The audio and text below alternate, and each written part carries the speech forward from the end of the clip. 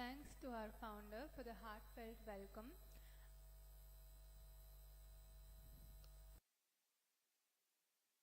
Call upon Shelvi Damodharan ji to felicitate Tejasvi Surya ji.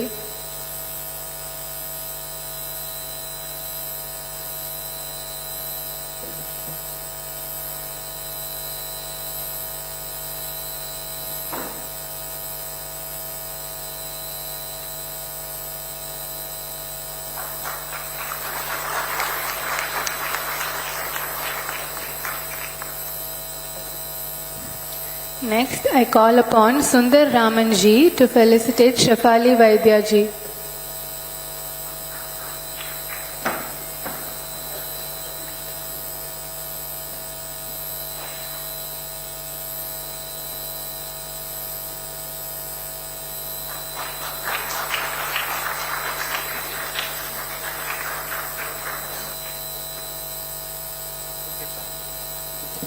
Thank you, sir. Next, I call upon our charming and endearing Shefali Vaidya ji, the Director, Veranda Club, to address the gathering. Hello. அனைவருக்கும் நமஸ்காரம். Covai என்னோடு இருந்தவது வீடு, second home. I have been coming here now for almost 3 years for the Western Ghats Literature Festival. And it always gives me great pleasure to be here and to see the response of the audience of this wonderful, wonderful city. And today it's a matter of great pleasure and honor to be hosting this fireside chat with Tejasvi, who happens to be like a younger brother for me and one of my favorite politicians. I have known him even before he became an MP, and my respect and love for him was only risen. We are going to talk today about why Tejasvi is a shining example actually of how people even without a political background can get into politics and can spearhead a change. If you really want to spearhead change, you can do it, and there is only one party which basically allows you to do it. If you do not have any dynastic baggage, if you're not anybody's son or brother or uncle or wife or daughter, you can still get into politics as a self-made person and you can still make a difference. Hopefully, the next MP of Coimbatore is also going to be a self-made person. I won't take too much of your time because I know that we are all here to have this interaction with Tejasvi. But I'm very happy to see so many young faces, so many young voters, because our country is a very, very young country, and it is a country of hope. It is a country that has a bright future. That is why our Prime Minister is already talking about Vision 2047. He's not talking about the next 5 years or next 10 years. He's talking about the century. And that is something that the young have to take forward, which is why I'm so happy to see so many young faces here. I will now shift to the fireside chat, but I will be back here in this city again and again. Nandri.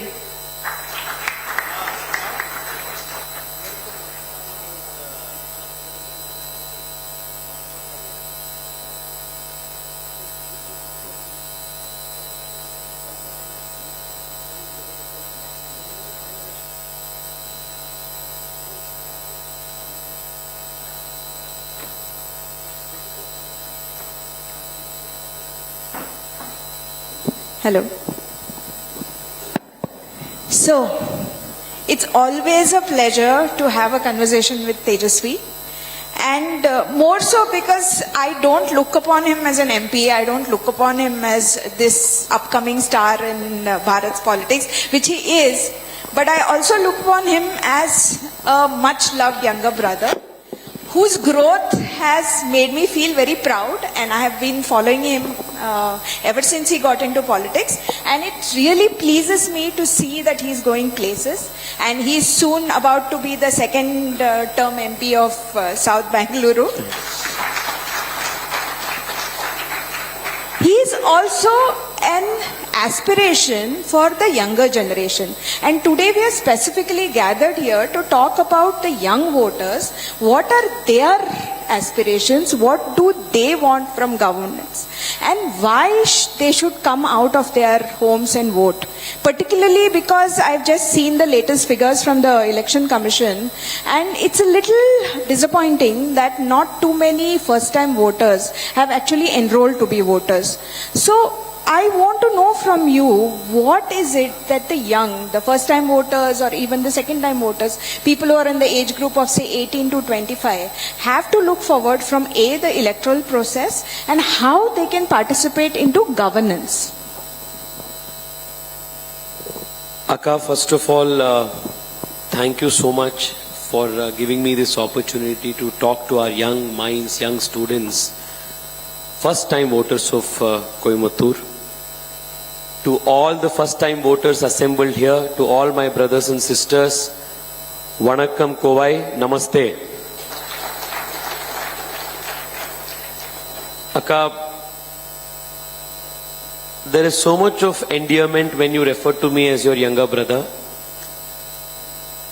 Almost 7-8 years, almost 3-4 years even before I got elected, one of the first people who always encouraged me, always championed me, gave me public acknowledgement of the work that I was doing was Shefali Vaidya Didi, and it means a lot to me personally. I was telling her this morning also that Twitter is a very nasty place sometimes, especially for young political activists. It can get really tiresome and toxic. At those times when you feel low on strength, low on your self-confidence, it's at those moments that acknowledgement, a tweet in support, a pat on the back from somebody as senior, somebody as respected as Shefali Didi does, it gives us a big strength. Because many times we are fighting difficult battles for all of you. And if you look at any of our Twitter handles, whether it is mine, whether it is Annamalai's, whether it is even the Prime Minister's, you will see so many negative comments by people left, right and center. There's like a troll army deputed only to demoralize the people. So even if we try to be as insulated as possible from such negative comments, because we are also human beings at the end of the day, it somewhere pinches you. So your one small tweet saying good work, your one small tweet saying no, we are with you, your small tweet or a social media comment amidst the 100 negative ones trying to defame you, if there is one tweet of yours, one comment of yours trying to put your true perspective, it is a big source of support for us. So Akka, not just for me, for so many like me, you have been our champion on social media platforms. I have seen how you have advocated relentlessly the cause of Annamalai for Tamil Nadu, and how much of your tweets has had a pan-India resonance for what Annamalai is doing in Tamil Nadu. So first of all, thank you so much, Akka, for so much of showering, so much of love, so much of affection. Not just for me, I am very privileged that I have benefited from this, but so many people like me, it means a lot. I am very happy that today we have the first time voters of Coimbatore. Many of you have participated in the quiz contest also today. Many may be wondering why you have all been, called here, why you are all assembled here in this program, trying to discuss politics of all the things. Before I go into the electoral process, what young people like you and me can do to influence the electoral process in a positive way. Friends, I want to take a minute to explain to you why our participation in the very first instance is very, very vital and critical for all of our future. Are you all with me? Yeah? Now, I want to hear noise from the back. We have all seniors in the front. Friends, are you all hearing me? Can you all listen to me? I mean, are you hearing me? Yeah? Can we see a show of hands from the last? Yeah? Great. Okay. Now, you may ask yourself a question. As a first-time voter, as somebody in college, burdened with so many academic responsibilities, schools, colleges, extracurricular activities, sports, whatever we are doing, why are we here bothering who should be the next MP of Coimbatore? Who should be the next Prime Minister of India? How is that going to affect our life? There is a very interesting saying in the English language, a very popular one in fact. It says, you can have the choice of not involving in politics, but you do not have the choice to be not affected by the outcome of politics. So how does this matter to all of us? I will give you 2-3 examples. So you have your two-wheeler and you want to go on a bike ride with your friends. At least when I was in college, we didn't have enough money to fill up full tank for our two-wheelers. So we would generally fill fuel for 30 rupees or 50 rupees or 60 rupees and then we would share the fuel bill. Now if you are also a youngster and you are filling petrol on your bike, remember that the petrol price that goes into your bike is also affected by politics of how and what happens, say in Ukraine and Russia, of how India is having its relationship with other countries, how we are importing oil, crude oil from the Middle East, are we having good relationship with them? So even the 50 rupee 1 liter petrol that you fill in your bike gets affected because of the outcome of politics. Second, suppose you are in an engineering college, you complete 4 years of your engineering study, you pass out, and now you are looking for a job. Suppose the country's economy is not performing well, and if the country's economy is in a slowdown, despite you working very hard, getting a student loan, completing 4 years of your engineering with top marks, will still not land you with a job. Because bad economy is affected by politics and that is going to be detrimental to you. Third, suppose you are in your BA, BSc or any general degree course and you are planning to enter the Tamil Nadu public service through writing the examination in the Tamil Nadu Public Service Commission. You want to be an IAS officer or IPS officer, or in the case of TNPSC, you want to be, say, police inspector here, or you want to take, say, any government job here. Tamil Nadu administrative cadre. So you will have to write an examination. If you have bad politicians administering the state, then you will have instances of question paper leakage. You will have nepotism in selecting the candidates in the interview rounds. So you will not be selected based on the marks you will get, but you will be selected based on if your uncle or chacha or father-in-law or somebody is in the government service in an influential position. It will have a direct impact on your life. Suppose you are an aspiring athlete. You are very good in cricket or you are very good in, say, athletics. You want to represent the country. You want to make a career out of sports. If you have bad politicians running the country in charge of the governance of sports, then as a young sportsman you will not find adequate support, adequate encouragement to pursue your dreams. So most of the young people in the country who aspire to be sports people, before Narendra Modi became Prime Minister, most of them suffered because the systems did not encourage them. So this is another instance of how politics will affect you directly. Take another instance. Suppose you do not show an interest in political process. It even determines what you are studying in college, your quality of textbooks, your syllabus.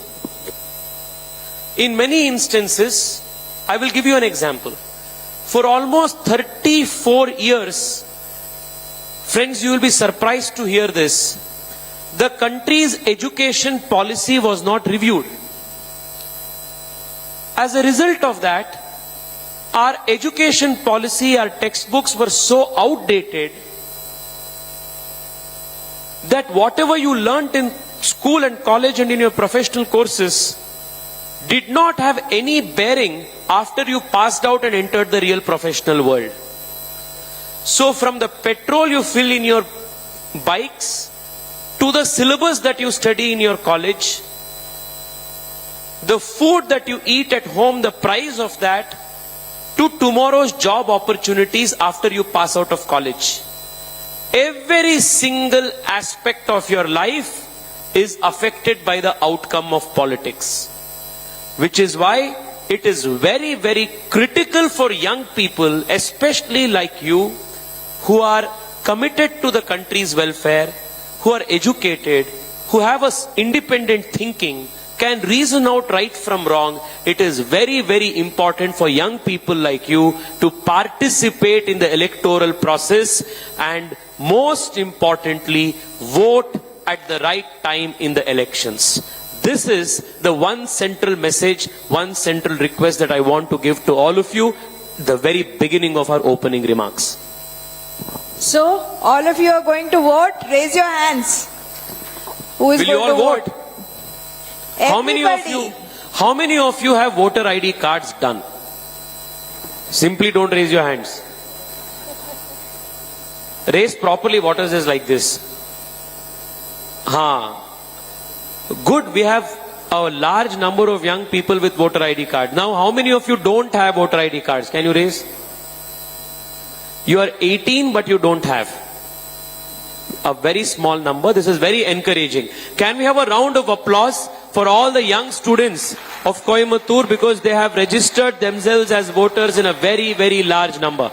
Thank you. Hello. So from the general now, why the young people should participate in the electoral process, let me ask you a very specific question, specific to this constituency, specific to this region. I have been doing some research on Konganadu and the history of it and what has been going on, and I realized that this region with its centers like Erode, like Tirupur, like Coimbatore has been the center for entrepreneurship for many years. Some of the top business houses, some of the top factories, entrepreneurial projects have come from this region. But unfortunately, because the state politics has been very different and people at the center have been very different, they haven't had the benefit of what Modi ji calls the double engine growth. And now for the first time, Coimbatore and Tamil Nadu both have a real possibility of change. They have a real possibility of moving away from the standard, domino kind of politics where it's either this party or that party or this party or that party, but there is not that much of change. But now there is change, and if the change happens, then there will be the same government at the center and the same party will be represented hopefully in this constituency. So in that case, for constituency specific, and you are experienced as an MP, what is the role that a proactive MP can play in trying to encourage entrepreneurship, trying to make it a more vibrant economy, and making sure that this region once again retains its place at one of the top tax-paying districts of Bharat? Did you have asked a very, very insightful question, especially for the young who are sitting in this audience. It is important to understand how every election cycle promises a lot of opportunities for change, and if we don't exercise a choice effectively, it also represents lost opportunities. Now you mentioned about entrepreneurship being a part of the culture of Konganadu. If you go back to the country's history, starting from Chidambaram Pillai, the story of entrepreneurship is intertwined with the story of Coimbatore and Kongunadu's growth. Absolutely. So business and entrepreneurship is in the very DNA of the young people sitting in this auditorium. That's the culture of this nation, of this region. Most of the urban centers in the country, Akka, over the last few decades, owing to neglect and indifference of governments both in the state and the center to urban centers, most India's cities have below the par infrastructure.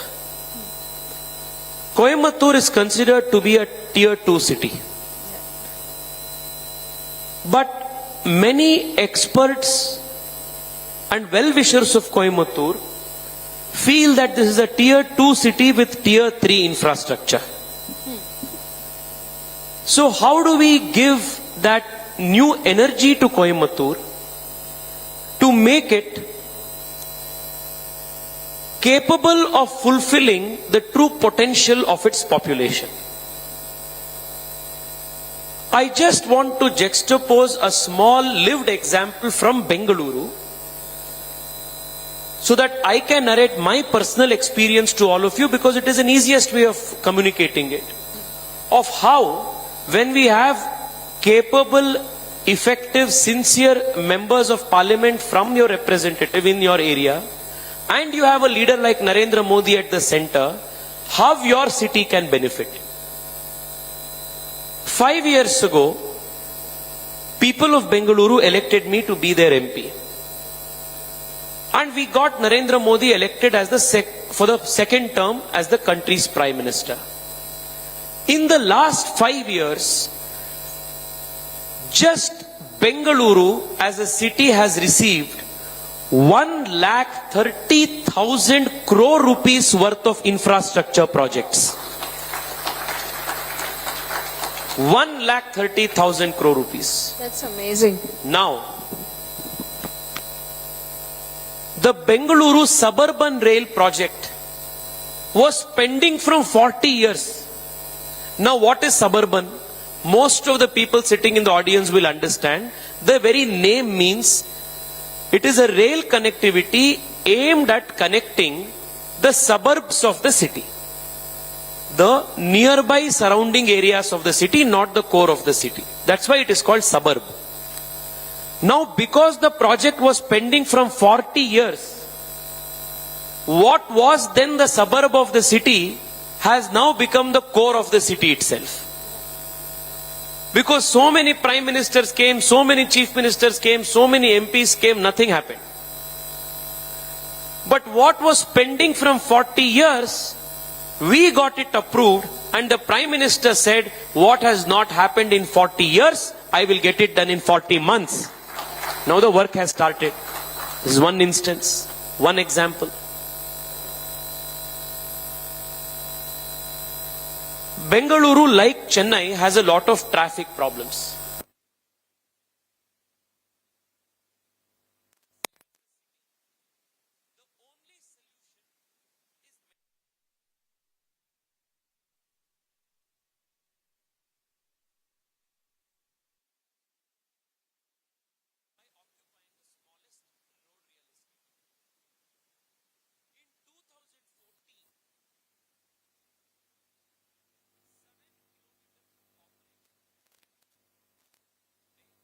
Bengaluru has 78 kilometers of operational metro rail.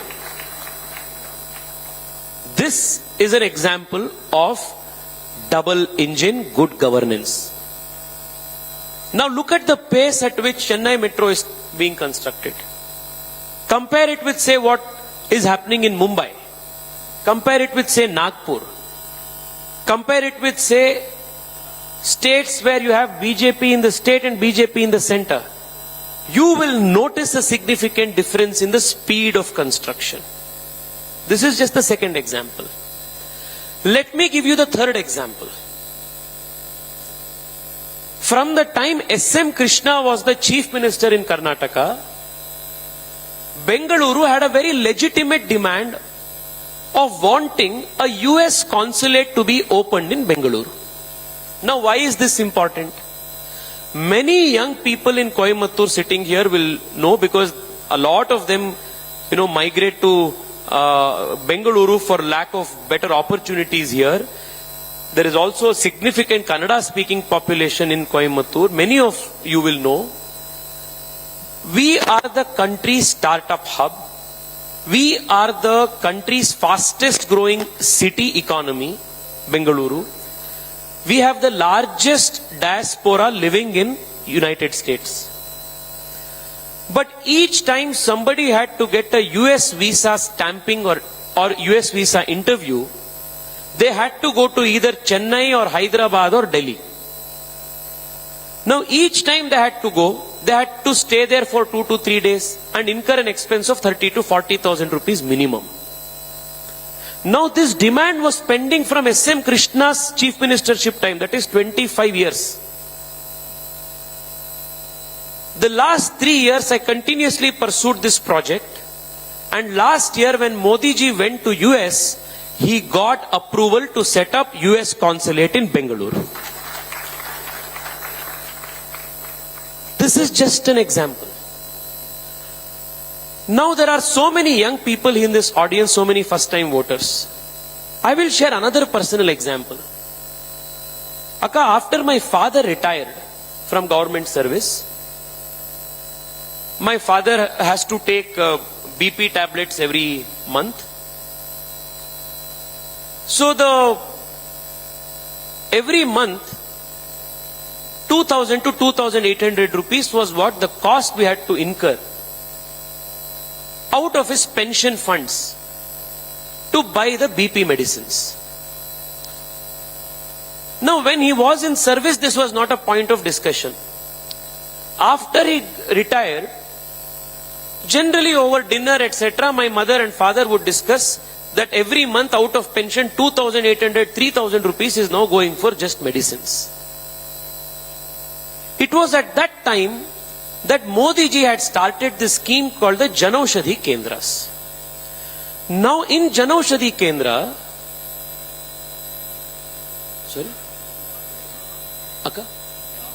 Okay, you want me to stand here and speak? Yeah, can you all see me from here? You want me to stand and speak here? Brothers, all those sitting piche. Can you all hear me? Okay. I can stand here. Yes. Please, Akka, thank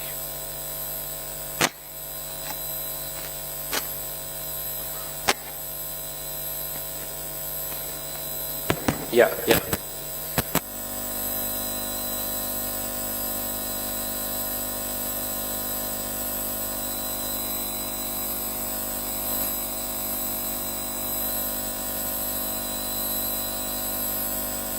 And Janaushadhi Kendras, if you are not aware, my dear friends, sells generic medicines at 70% less than what branded medicine. Seen the impact of this firsthand. I started on a mission mode expanding the Janaushadhi Kendras in my constituency. In 2019, the year that I got elected, we had 14 Janaushadhi Kendras in Bengaluru South, 14. Today, after 5 years, we have 132 Janaushadhi Kendras in my constituency. Now 2 lakh people purchase medicines at 70% discount in these stores. The yearly savings of revenue is 25 crore rupees. Now I don't think Coimbatore today has 130 Janaushadhi Kendras. Do you have 130 Janaushadhi Kendras here? Friends, answer me. Have you seen these medical stores which sell Janaushadhi Kendra, generic medicines outside in this large number? No. You are not even aware of that, a scheme like this exists and it can be put into use. Now, when Annamalai becomes Member of Parliament of Tamil Nadu's Coimbatore, you will have Janaushadhi Kendras like the way we have in Bengaluru South, and your parents, if they want to buy medicines, if your grandparents have to buy medicines, they can buy medicines at 80% discounted rate. Is this beneficial to you or not? This morning, you took this morning, we went to Annamalai and I went to meet the bishop here, Father Reverend Timothy. He mentioned to me how his son, who came from Munich and landed in Bengaluru's new international airport, said that Bengaluru's new international airport is stunning and it is better than Munich's airport. It was in the last 5 years that we built this new international airport. And UNESCO has declared that airport to be the world's most beautiful airport terminal. I'm just giving you an example of what a good elected representative, tomorrow a leader of the caliber of Annamalai, can actually bring to Coimbatore. Akka, you will also remember, and especially the young voters here, all of you remember, that Coimbatore had faced the scourge of terror attacks. Do you remember? How many young students here remember that there were Coimbatore terror attack blasts? You all remember? Those who don't, please go and read up about the terror attacks that took place in Coimbatore. It is very important for us to be aware of this. Now, in Bengaluru, about 3 years ago, in an area called DJ Halli and KJ Halli in Bengaluru, there were widespread riots that took place. And after these riots, there were a few arrests made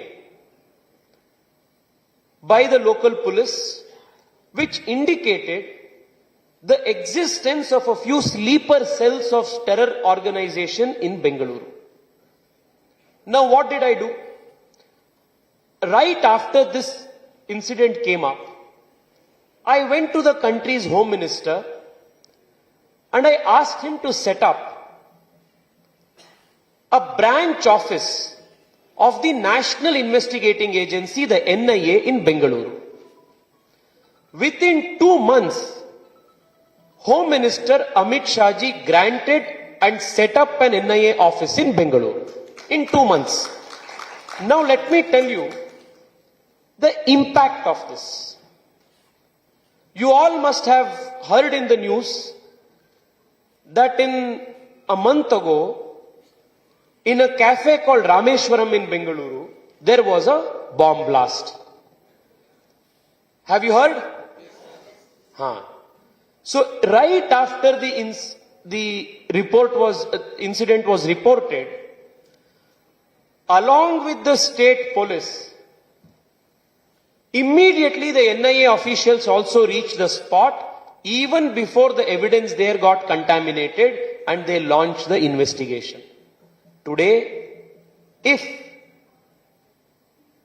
there is significant progress made in the investigation and we are very near to nab and arrest the culprits, it is because the central government, through our efforts, gave the NIA office to Bengaluru and kept Bengaluru safe. Just like Bengaluru is the economic center for Karnataka, Coimbatore is one of the emerging economic powerhouses of Tamil Nadu. And for sure, it is going to be on the radar of such anti-social elements who do not want the growth, peace, harmony and economic prosperity of Coimbatore. So to keep Coimbatore safe, you will need such interventions by members of parliament from Coimbatore. Has the previous MP from Coimbatore ever made a demand to set up an NIA office in Coimbatore? Have they even spoken about this? No. Which is another reason why you need to elect a leader of the capability of Annamalai. This is one reason after another I am telling you of how a same party MP will actually make a difference. The last reason before, I take your second question.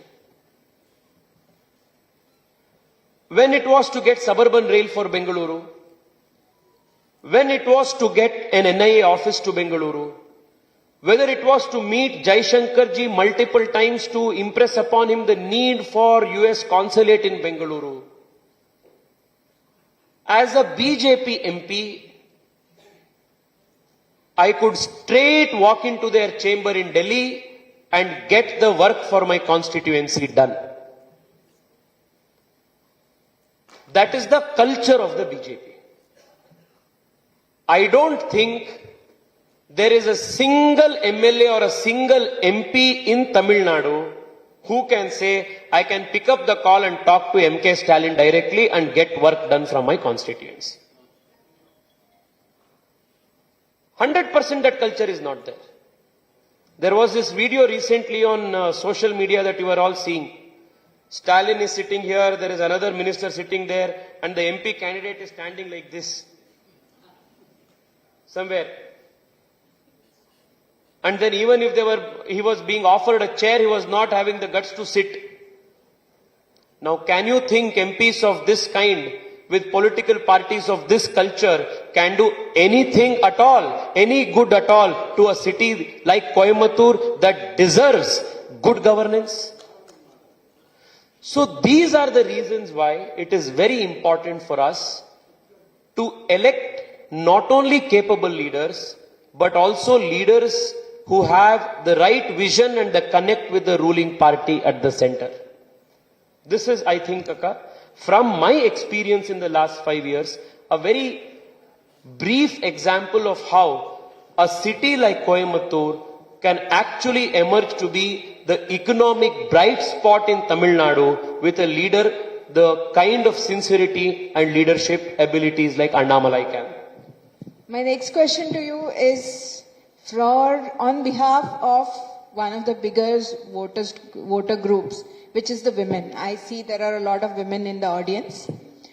The thing is, the Prime Minister has always talked about women-led development. He never says women's development. He never says women's empowerment. He says women-led empowerment, meaning that women are the true agents of change. Now, the problems and the opportunities that the women of Tamil Nadu face are very different from, say, women of Karnataka face, or women of Maharashtra face, or women of UP face. For example, here, the level of education is already high. There are no issues like, nobody needs toilets here because they are already there. Those things are already met. So what is it that a double engine government or a MP from here who is a BJP MP and the strong BJP government at the center can do for women specifically of Tamil Nadu? Why should women vote for BJP or Annamalai? Today, Annamalai is going to be announcing his manifesto for Coimbatore. So most of the answers to these questions will be found in the manifesto itself. But I want to give you a generic answer. I see women to be natural entrepreneurs. Multitasking comes very naturally to women.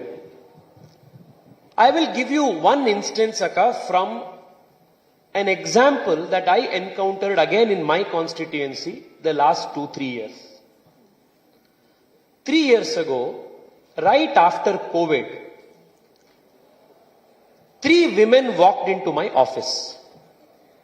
This is a very interesting story. I want all our young friends to listen to this, especially the girls in the audience. Right after COVID, 3 women walked into my office.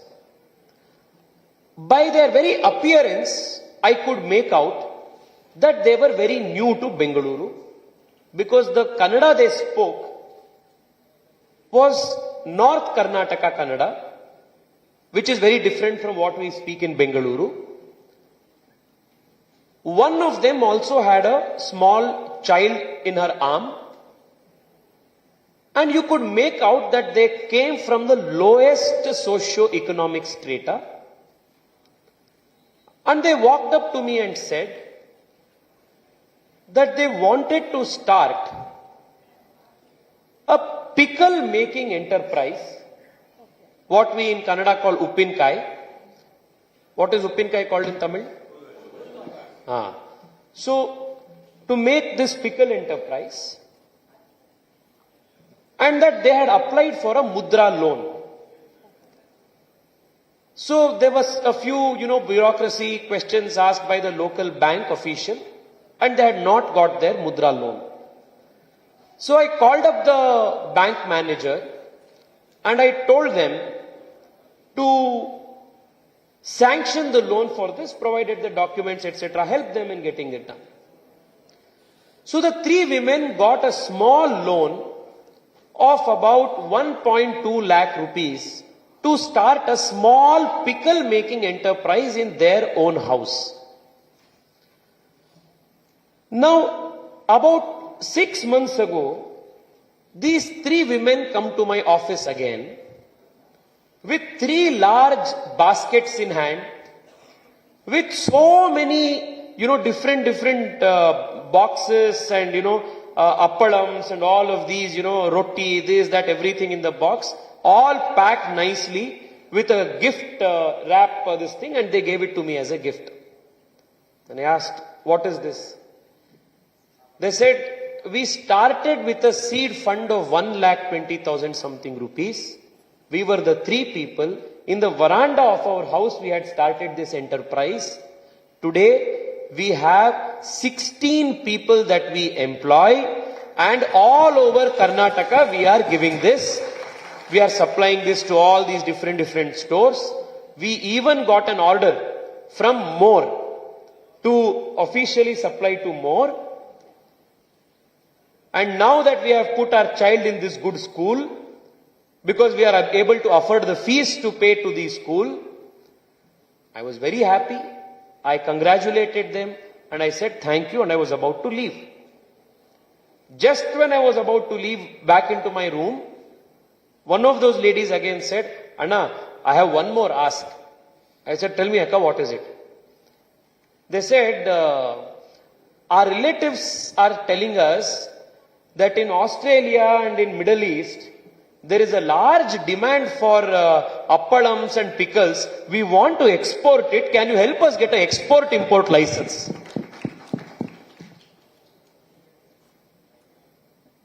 This is New India. This is New India. Over the last 5 years, 10 years, you will be astounded to hear this number. 45 crore individual loans have been given under the Mudra Yojana. 45 crore. Now, close to 50% of these loans are given to women entrepreneurs. I have always believed that women have a very innate taking to entrepreneurship, to hustle, to multitask, manage multiple things, and do it at ease. I just gave you one example of 3 women from the most bottom socio-economic strata who have now achieved financial independence. Now tomorrow, when Annamalai becomes the member of parliament from Coimbatore, I can guarantee you there will be hundreds and hundreds of such stories of women entrepreneurs who will be empowered in Coimbatore.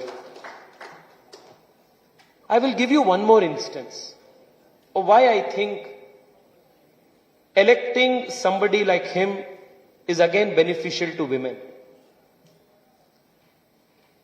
Again, I want to give our own experience, Akka, because it's easier for me to relate and give.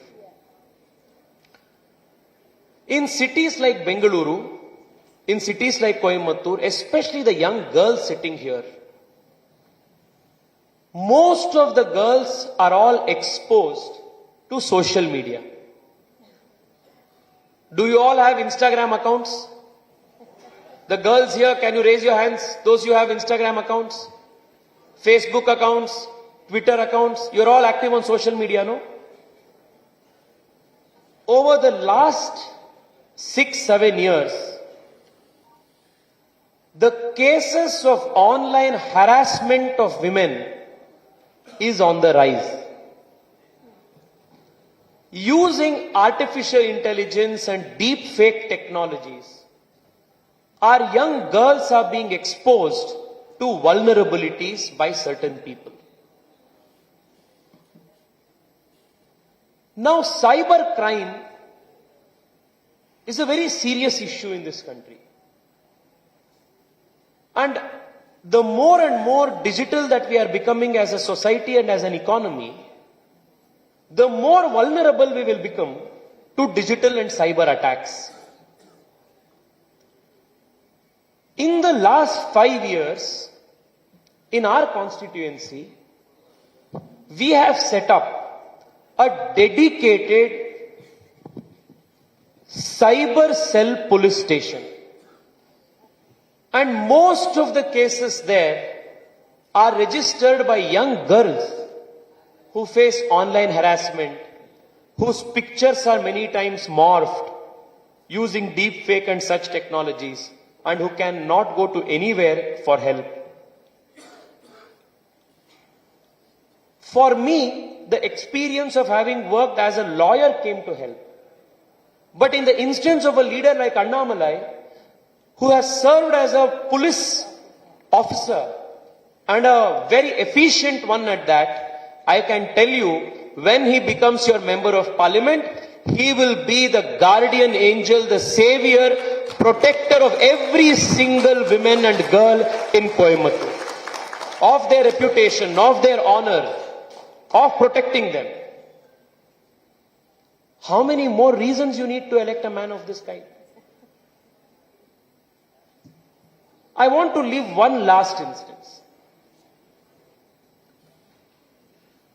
Now, the government of India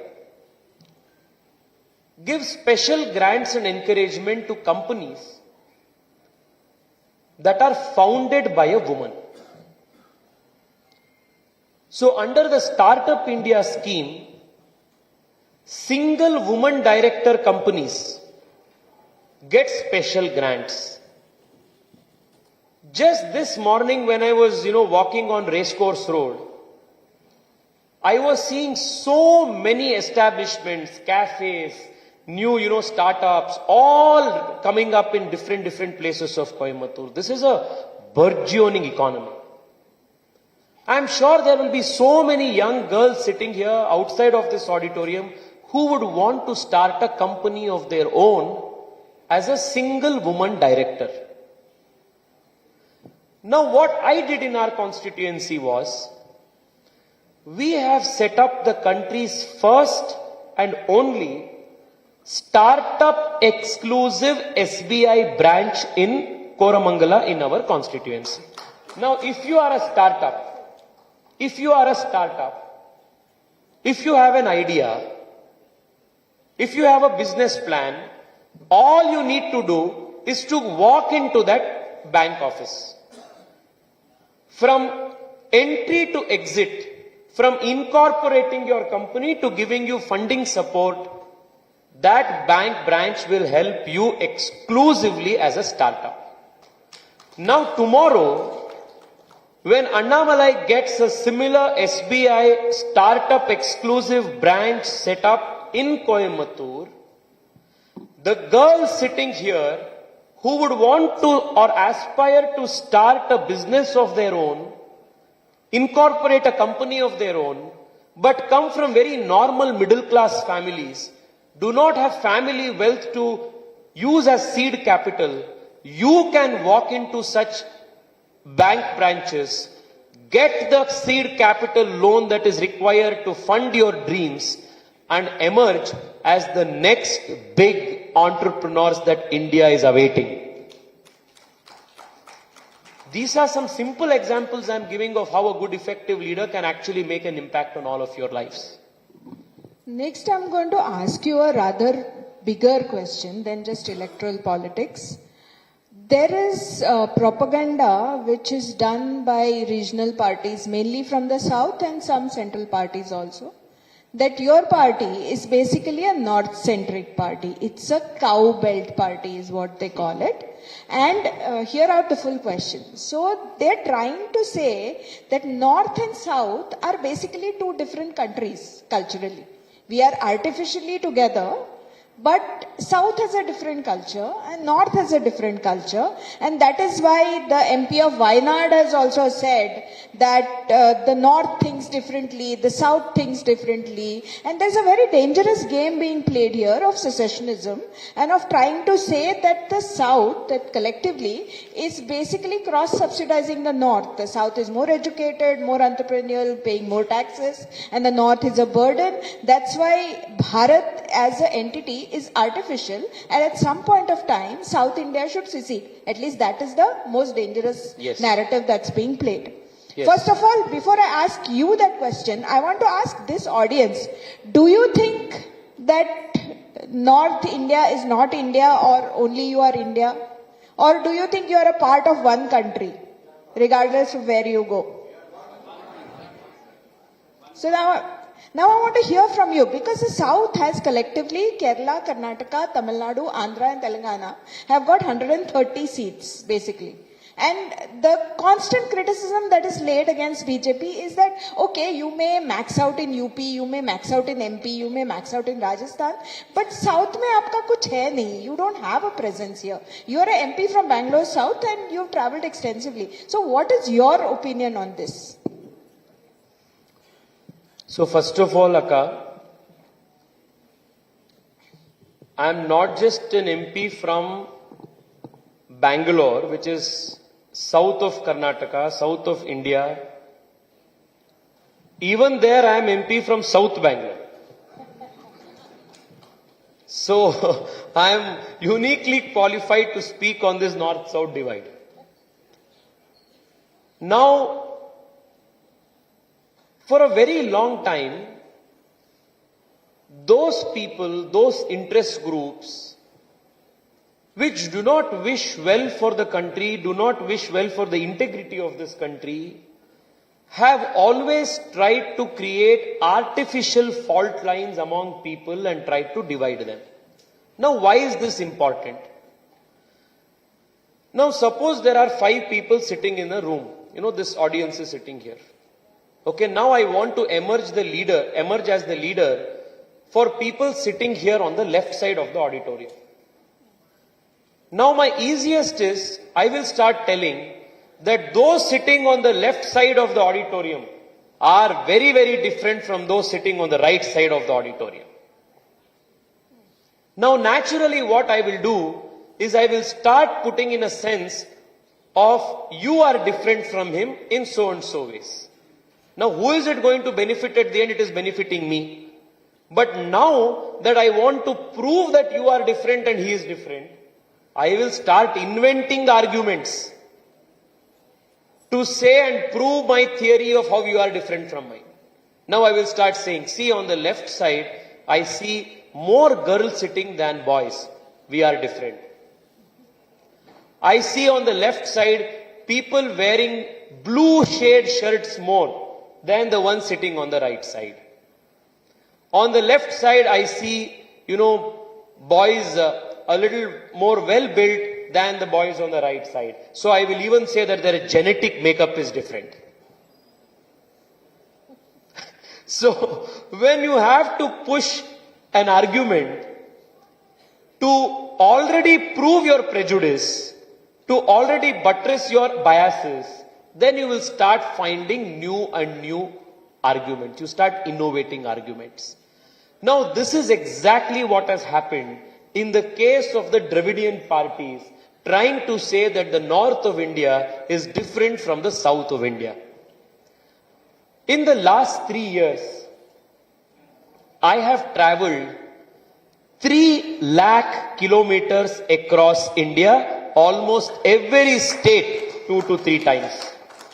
And I can tell you, Akka, with absolute conviction that the more I travel India, the more I realize how one we are. Now, when I went to Manipur, I have seen your pictures as well. Many friends, our young friends from Tamil Nadu will be very shocked to know this. I want all of you, after this program, to go on YouTube and search for traditional Manipuri food.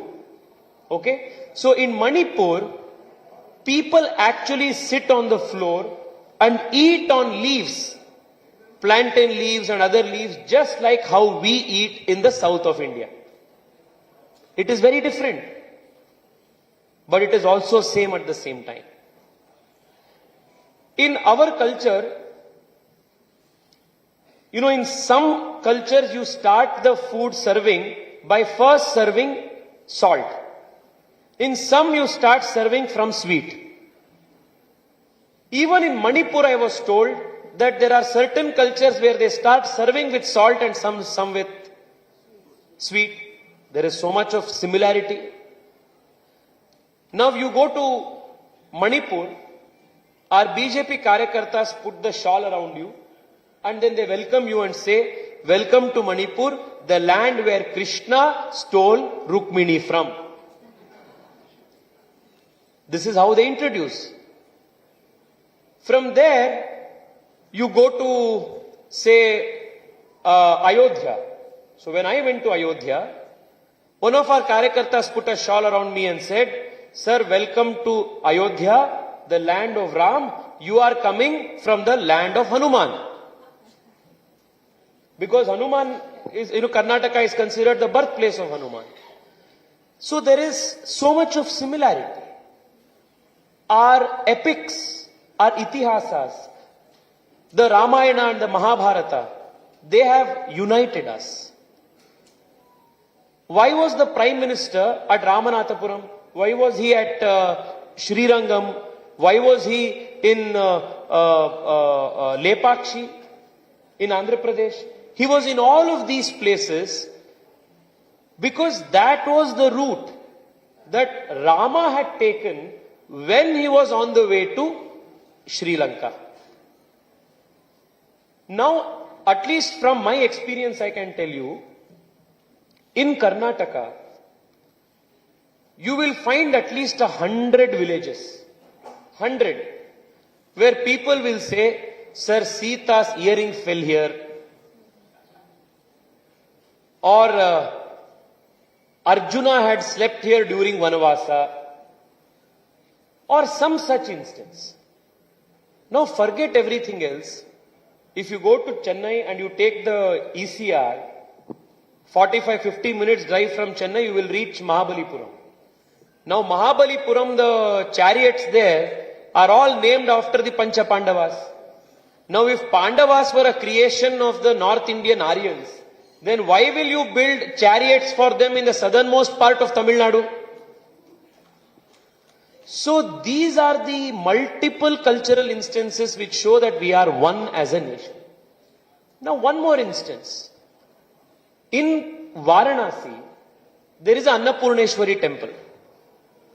The same Annapurneshwari temple you find here in Tamil Nadu, in Kanchipuram.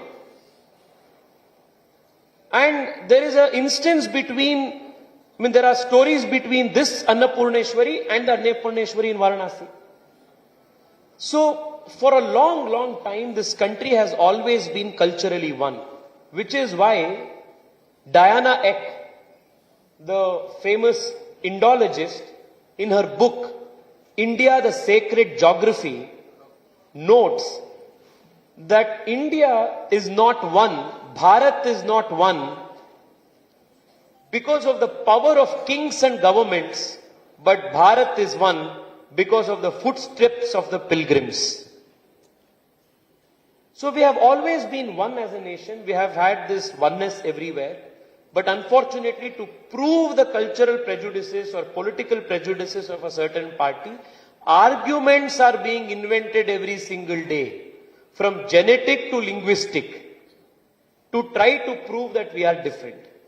And I am very confident that in the coming years, the young of Tamil Nadu will reject such bogus arguments whole and soul. If today in the Indian Army, we see the Madras Regiment and we see the young people from Tamil Nadu sacrificing their blood and sweat to protect the integrity of Kashmir, it shows that we are all one as Indians. When General Bipin Rawat's body was being brought from the Nilgiris from St. Wellington, right, Nilgiris, Wellington to Chennai, there were literally lakhs of people who came on the streets and paid their respects to General Bipin Rawat. How can you say that this is not a part of the country? These are all, like I said, Akka, bogus arguments that the young of Tamil Nadu are waiting to reject at elections. Very well said. I could never understand that in a land where 1,000 years ago Rajendra Chola went to the Ganga, he took Gangaikonda as his upadhi and got the water from the river and put it in a tank and built a whole new capital called Gangaikonda Cholapuram.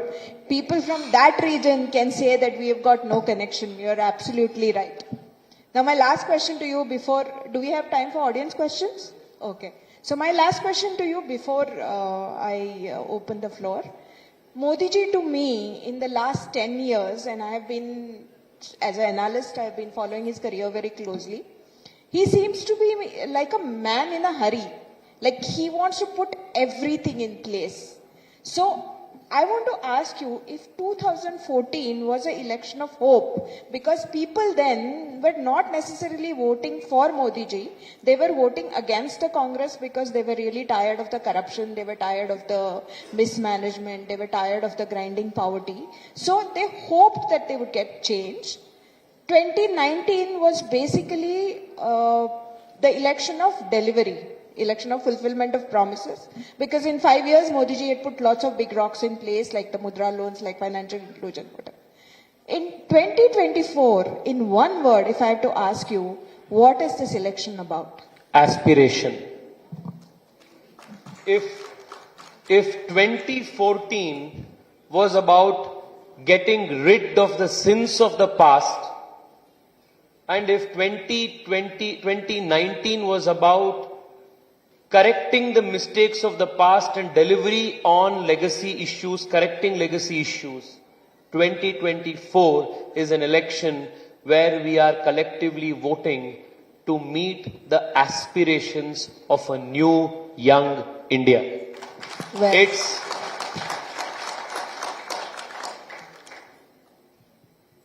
Didi, to be very honest, in the very first question you asked, the very first question, and then we digressed. What is it that young people in the country want? Okay, what is it that we want? At least for me, in my extensive interactions with young people, 3 or 4 broad themes arrive. 1. Naturally, when you are young, you are innately idealistic. Which is why all around the world, you will see most of the revolutionary movements have young as their recruits. Because the young want idealism. They want right things. Because the system, the society reality has still not tamed them. Which is why when you are young, you have vibrant dreams. And then as you get older, people say, okay, now, reality artha madko, in what we say in Kannada. Now, understand reality, come to terms. When you are young, you are innately idealistic. You are innately anti-establishment because you don't accept anything wrong. Who were the foot soldiers of the Anna Hazare movement? Who were the people who supported Baba Ramdev on the streets when he sat, fighting against corruption? It was volunteers like me who went there and joined. Because we wanted an end to corruption in the government. We did not want governments to be like an organized syndicate group of corrupt people. So I think the very first aspiration of young India is corruption-free governance, which Prime Minister Modi has delivered the last 10 years. Second,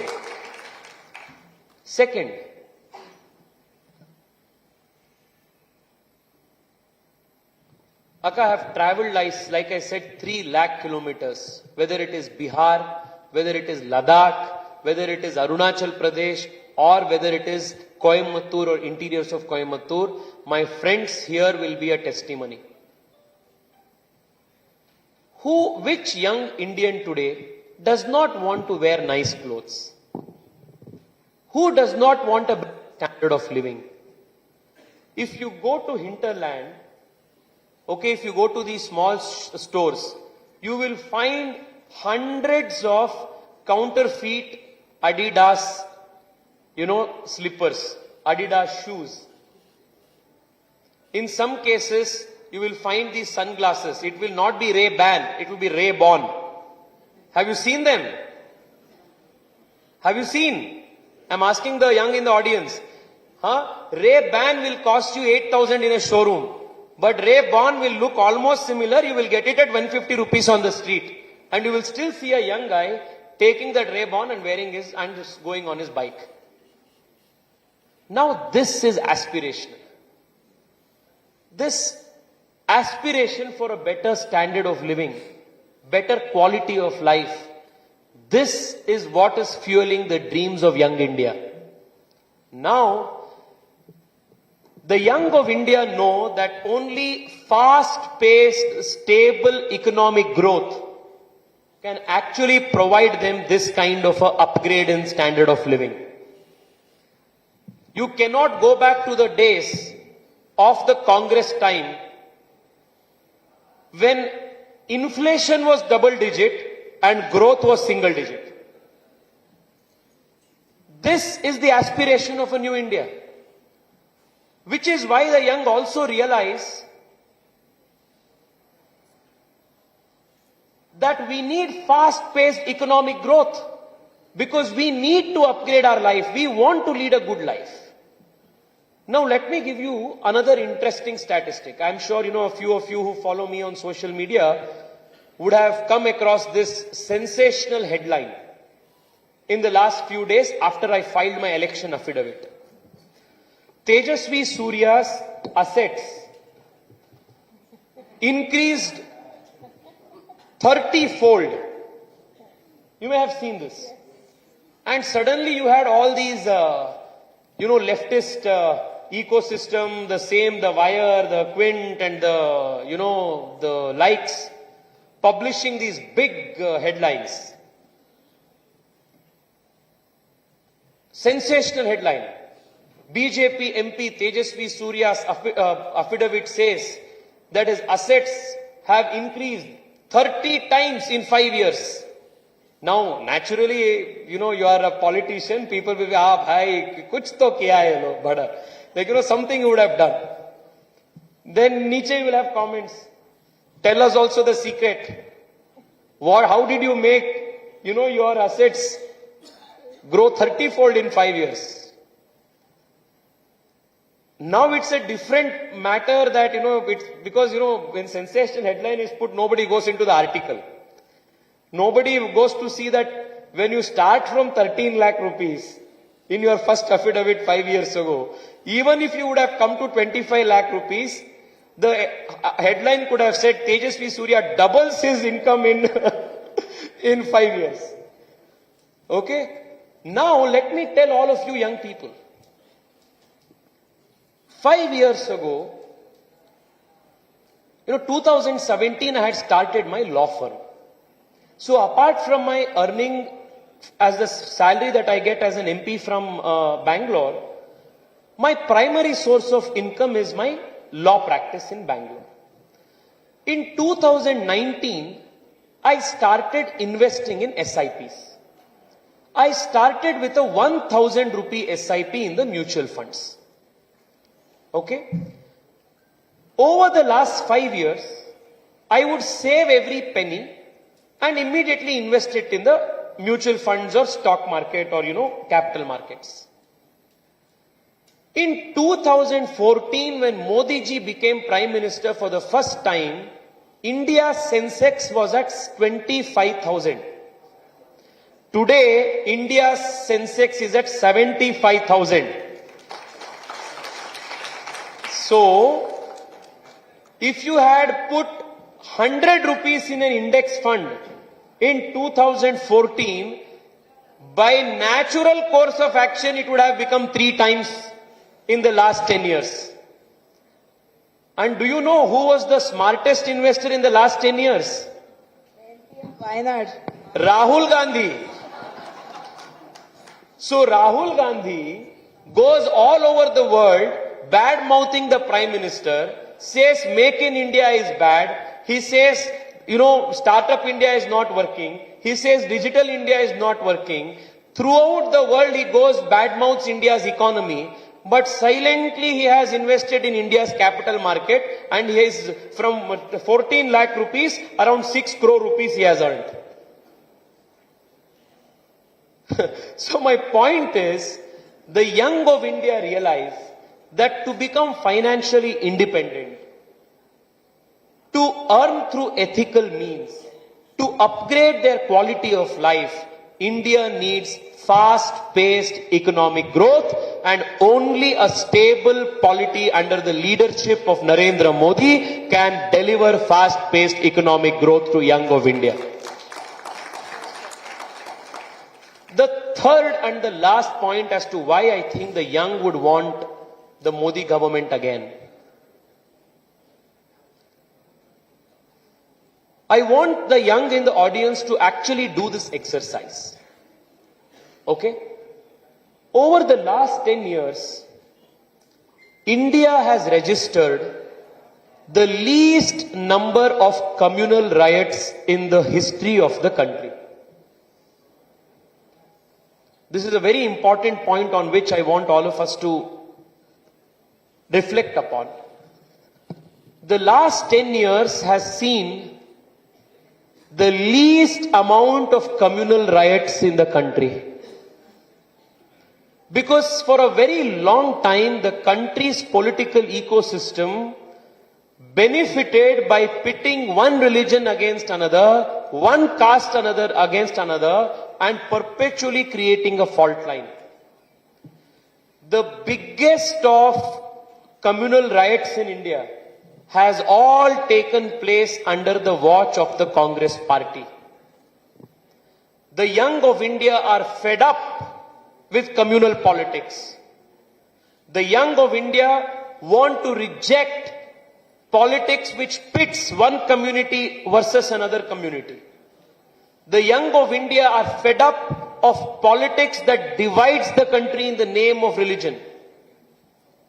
We want a politics that unites people, that prioritizes development and growth, and creates an atmosphere of harmony and fosters a national spirit. Over the last 10 years, statistics, facts show that the least amount of registered cases of communal riots have undertaken under the leadership of the Narendra Modi government. So we want to move towards a society that is more harmonious, a society that treats everybody with respect, a society that tolerates and accepts people with all their diversity. And this, I think, is also the third and also a very important factor why the young would overwhelmingly vote in favor of Narendra Modi, and here in Coimbatore in favor of the dynamic Annamalai to be your member of parliament. Thank you so much, Akka. Thank you. Before I open the floor to questions, I just hope and invite you as a curator of Western Ghats Literature Festival that in October we should see a session with you as the second time MP of South Bangalore and Annamalai as the first time MP of Coimbatore. Absolutely. I open the floor to questions from the audience. We will take some questions from the back. Looks like the seniors in the front are more eager and enthusiastic than the young in the back. Can we? Yes. The gentleman who rose now. Good morning, sir. I am Vignesh. I am studying MCOM final year.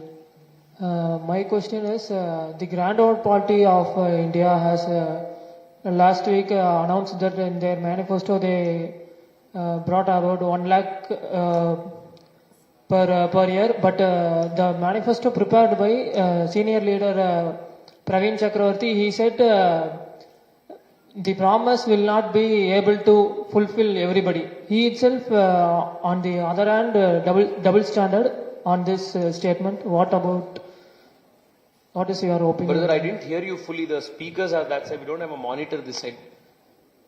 What? Congress manifesto, 1 lakh per house. But their senior leader has said they can't fulfill that. Who has said?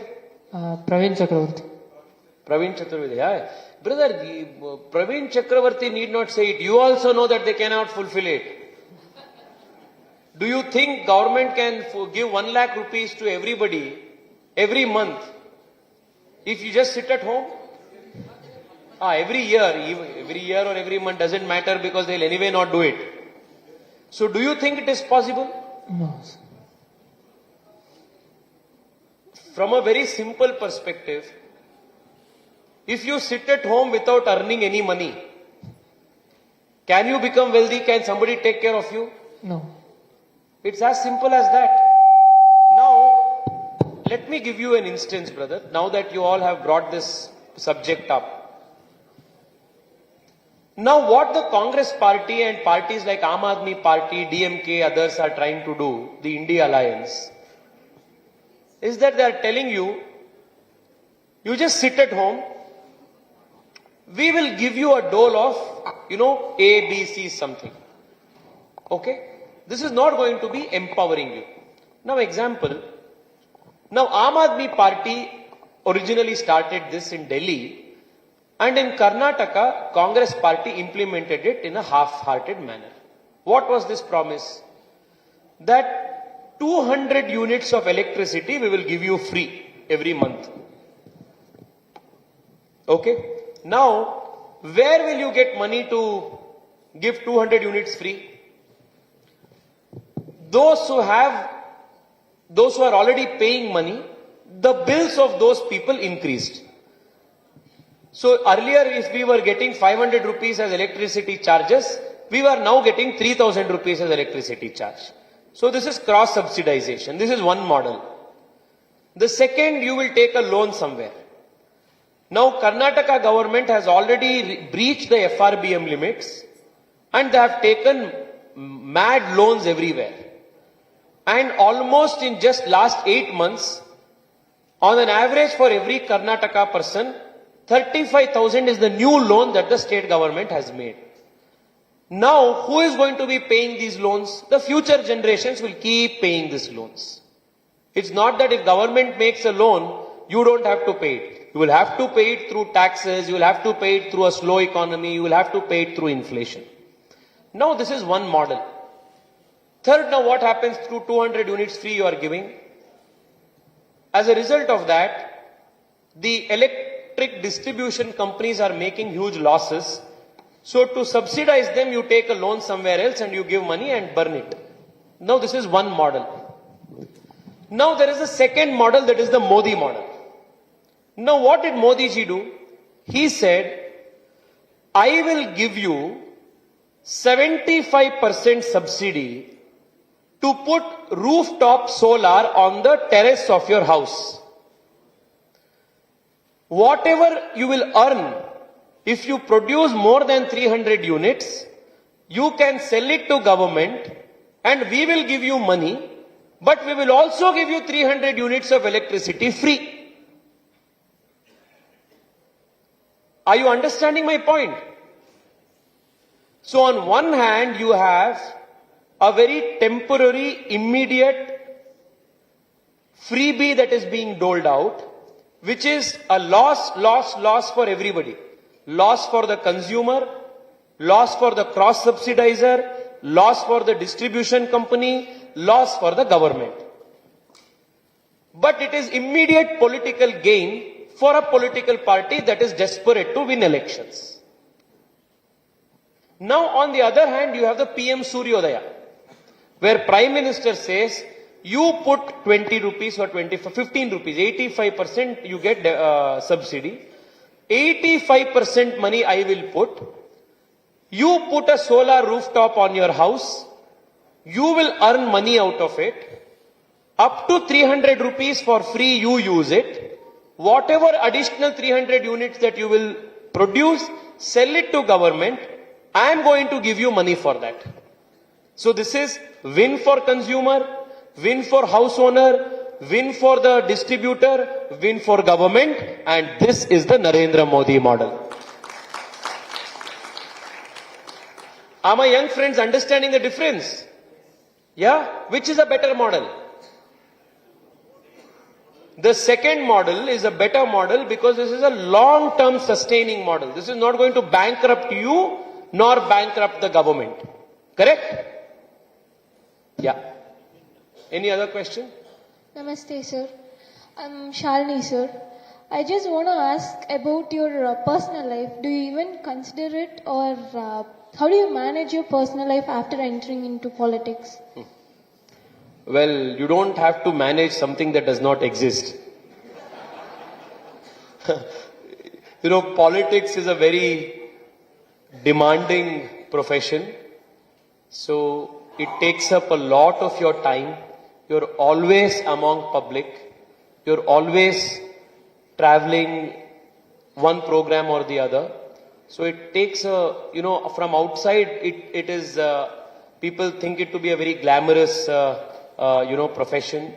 But it involves a lot of hard work. It involves a lot of travel, lot of sacrifice. I'm sure all of you have very closely seen from close quarters how during the Makkal Yatra, Annamalai was on the road day and night, and how that has taken a massive toll on his physical health. So this is a very demanding profession. So whatever little time you get, even if you get, the 15 minutes by yourself in the shower, or 10 minutes you wake up and you have 10 minutes before you start getting ready for the day. I think you start valuing those 10 minutes, 12 minutes like a very precious 10 minutes. So I think that's what it is. And honestly, all those family members who belong to a political person's family, they must also be greatly respected because they sacrifice a lot. So I think that is what it is. Yeah, thank you. Anything else? Yeah, the young guy there, yeah. So, I'm Chandru from Kongunada Arts and Science College. So most of the EDs are under control by BJP. What are your thoughts on it? ED. Yes, sir. Brother, because most of the corrupt are with DMK. So naturally the perception is that a certain political party or organization is controlling a particular institution. Now, forget the ED for a minute. Do you believe that the courts in India are at least independent? Brother, you believe courts are independent? Courts. Court. High Court, Supreme Court. Courts are by the government, right? No, they are part of the government setup, but they are function independently, no? Yes. So, assuming for a minute that ED is a handmaiden of the BJP, is in control of the BJP and puts a case on somebody because of political vendetta, they can go to court. Yes. They can go to court, and if the court finds that there is no evidence, they will be released. They will be acquitted honorably. But in most of these instances, whether it is the liquor scam in Delhi or in the teacher scam in West Bengal or the 100 of scams that happen in Tamil Nadu, I have lost count of the corruption scandals here. In all of these instances, when these people have approached courts, the court has always conceded that there is a prima facie case that ED has always made out. Yeah, next.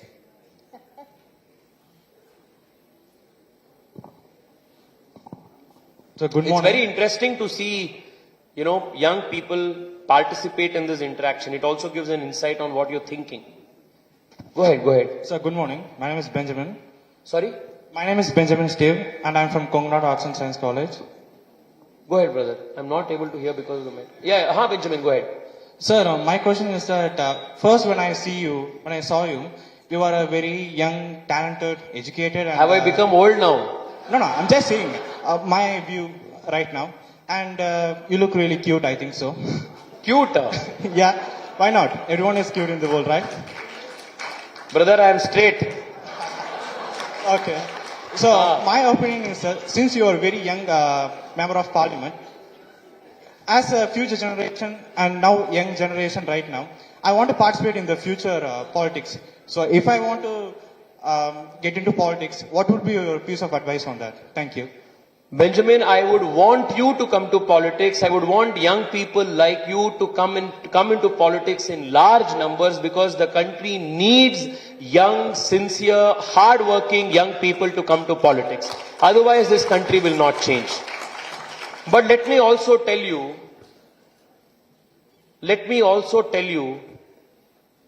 the role that you as a voter has to facilitate your entry. Now, very important.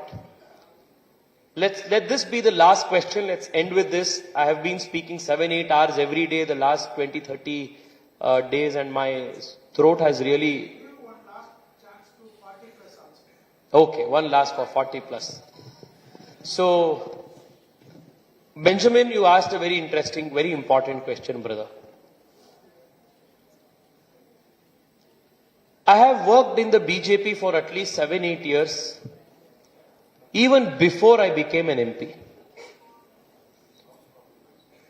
Let me tell you that a lot of young people try to come to understand politics, to enter politics, but they go back disillusioned. The attrition rate is very high. Do you know what is the reason? The reason is it takes an enormous amount of money to fight elections in the country and emerge victorious. You know why it needs a lot of money? Because, one second, brother, this will decide later. Now, before you want to aspire to become a leader tomorrow, my request to all of you is to become a responsible elector and a voter today.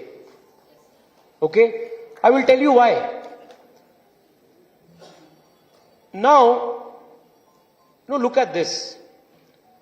If election comes, whether it is an MP election or an MLA election, you know the kind of money DMK and ADMK and such parties spend here. For one MLA election, they spend 30 to 40 crores. For an MP election, they spend something like 50 to 60 crores. Do you have 50 crores to spend on an election, Benjamin? Does anybody in this audience, the young people sitting here, please raise your hands. Even if one person has even 10 crores to blow on an election, please raise your hands. Anybody here? Not a single hand is going up. Why? Because we don't inherit the kind of monetary legacy and political legacy that Udaynidhi Stalin has inherited, brother. The reason why he has no competition from people like you is because your father has not looted the state like how his father has looted.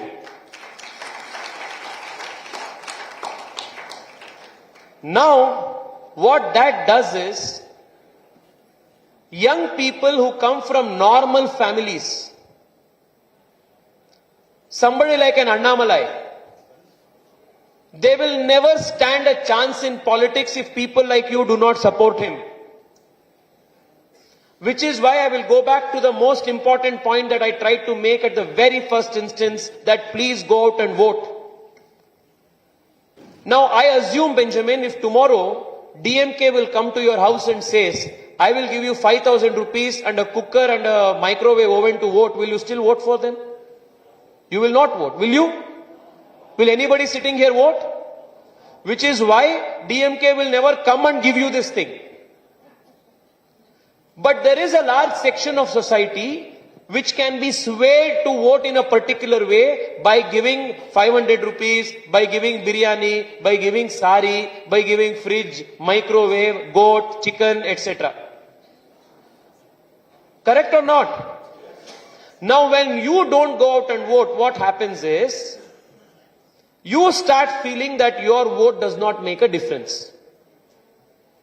So you don't go out and vote. So those whose votes can be bought or influenced in a particular way, they will go out and vote.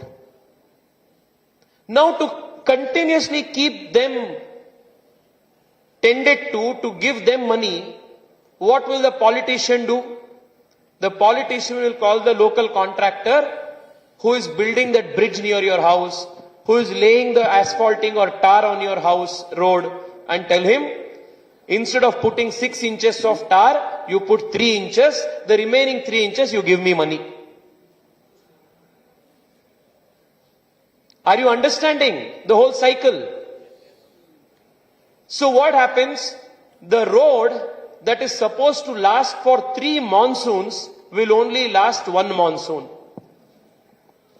Why do you have so many potholes everywhere in the city? It is because of this political corruption. Now, because there is already a minister, and the minister has already made so much money, and to fight next elections, you will again need 50 crore rupees to win that election, to fight that election, because these guys have made elections so expensive, and they anyway know that people like you whose money, whose votes cannot be bought, will not anyway come out and vote. What will he do? He will say, I will spend 55 crores in this election. Instead of giving 1,000 rupees per vote, this time he will say, I will give you 3,000 rupees per vote. Now, will you be able to contest against it? Will you even dare to join a political party and say, I will also contest, give me also ticket, I will also contest? The reason why young people have a glass ceiling, who come from normal families have a glass ceiling, they can never enter politics, is because of this. So naturally what happens? You go, you are aspiring for a ticket from Coimbatore or from any other party, any other seat. You have to spend 50 crores. You don't have 50 crores. So who will be contesting? The son or daughter of that minister only will contest. And all of us, like, poor souls will go behind these people doing jai jai for them all of our life. Are you understanding or not? So even though you will be capable, even though you are far more capable than any of those people put together, you will still have to do chaprasi work for them because, you don't have the 50 crore that he has, that his father has earned through illegal means, looting the state to win and fund his son's election. In Karnataka, you will be shocked. Congress party announced its candidates. In 12 seats out of 28 seats in Karnataka,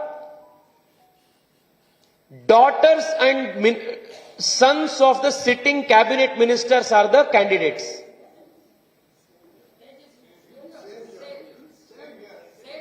Sir, Congress is learning the DMK model and implementing it in Karnataka. It was already there. Is this not the same case? Are you resonating with what I am trying to say? Now, I will tell you something.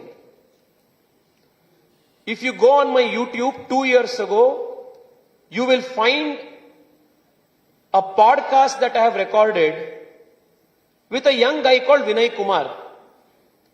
So this guy comes from a very normal family, tried to crack IAS, was unsuccessful, came to Bangalore, started an IAS coaching center, has trained thousands of young people to compete in IAS examinations. Very successful guy. Self-made guy. He's a Congress party supporter. I knew this even before I even recorded an interview with him. But because he's a youngster who is aspiring to come up in life, I still went and recorded this interview with him 2 years ago because I firmly believe whichever party we are in, we must support each other as young people. So I went and supported him and recorded this interview.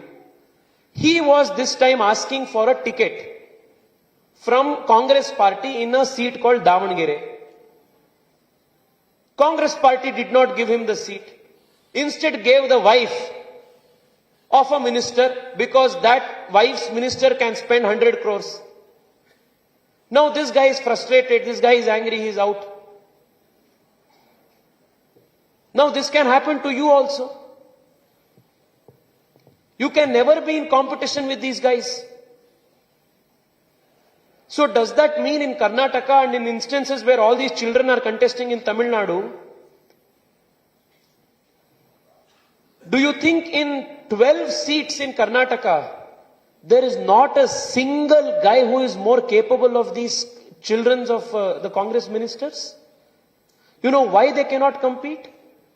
They cannot compete just because elections have become so freaking prohibitively expensive. Which is why my request to you, if you want to succeed tomorrow, make sure Annamalai succeeds today. Because Annamalai is one amongst us. His father did not hand down 100 crores to him. His father has not handed down a political seat to him. He is where he is today because he has bloody earned it. So tomorrow when you go out and vote in Coimbatore, if the day after you want to aspire to be somebody in politics, if you aspire to create a more equal playing field for every youngster, then come, let's bloody break these shackles, these glass ceilings, and elect one of our own who will actually create a level playing field for all of us. Which is why my appeal to you and through you to all the young people of Coimbatore. If you believe that as a common youngster tomorrow you must also dream big, then vote for one who is our own. Somebody who understands us, somebody who is like us, somebody who comes from background like us. Then there will at least be a hope that tomorrow the world will become a more flatter place and even we people can aspire, common people can aspire to be CM of Tamil Nadu. Please do that, brother. Thank you. I took a lot of time, but I wanted to speak my heart out to you. We'll have one last question from, yes.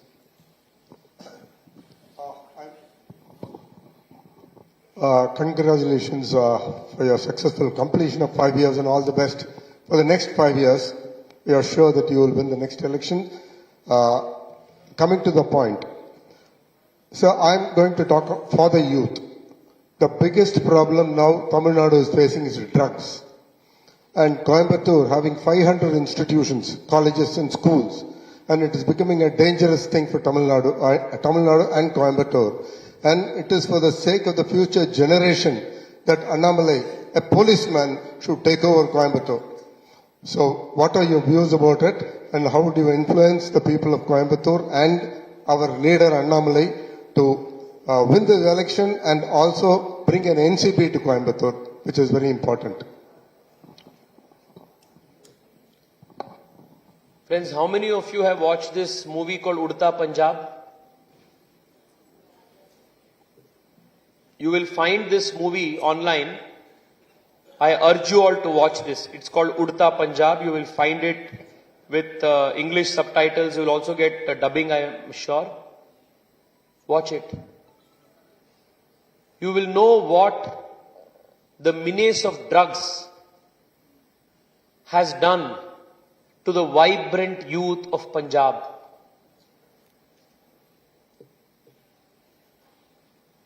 Now, the DMK is not just a political party. The DMK is an organized criminal syndicate.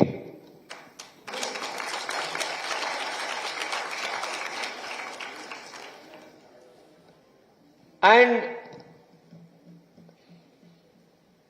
for them, nothing, and I repeat, nothing is a no-go zone.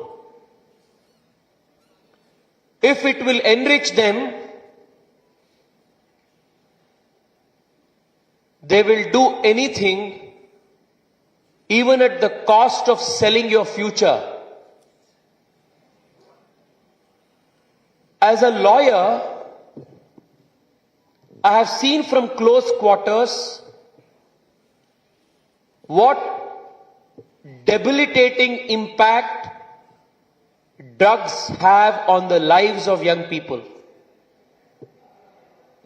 Addiction to drugs kills you. It renders you soulless. It makes you lifeless. It takes away the very life that beats within you. It is the most dangerous thing that can be done to a country, a state. So to all my young friends here, my request to you is this. Please, please stay away from drugs. And also please stay away from the next thing that is as dangerous as drugs, that is the DMK. Because it's these very people who are facilitating this drug trade in Tamil Nadu. There is a lot of money for them to make out of it. And they are doing it your cost, your future. They don't care about you, man. I'm telling you very honestly. They care two hoots about what is going to happen to you. You are just a number for them. A statistics. That's all. And if you become a slave to drugs, remember that the only people who will suffer are your parents, your sister, your immediate family. Nobody else will come to your rescue. I have seen young guys who are working out with me in gyms. Robust, strong, muscles of iron, falling prey to drugs within a matter of a few months, looking like walking skeletons. Just 1 week ago, I had the unfortunate instance of having had to bid farewell to a young guy who was volunteering for various NGO activities in our constituency, but was a slave of alcoholism. He was only 27 years old. He had a breakup with his girlfriend, and that triggered him to take to alcohol. Morning to evening he was drinking. He would wake up, his father was telling me he would wake up at 5:30, 6 in the morning and like morning coffee starting drinking. He died a few weeks ago because of multi-organ failure. Certain issues should be beyond politics. And this is one such issue. And unfortunately, when the ruling party itself will be in cahoots with drug syndicates trying to sell and facilitate selling of drugs to you and people like you, then there cannot be a bigger instance to reject such parties, reject such politics, because that is taking away the very lifeblood of the youth of the state. Reject the DMK, there cannot be a bigger reason than the drug mafia that they have started in Tamil Nadu. Do this for your own welfare. Do this for your welfare. The last 10 seconds I want to tell you this. You know, the last 1 hour we have been discussing A, B, C, D. We told, vote for Modi ji, vote for Annamalai, make Annamalai MP, do this. Let me tell you honestly, don't bloody vote for any of these reasons. It doesn't make a difference to Annamalai or me if tomorrow he is going to be an MP or not.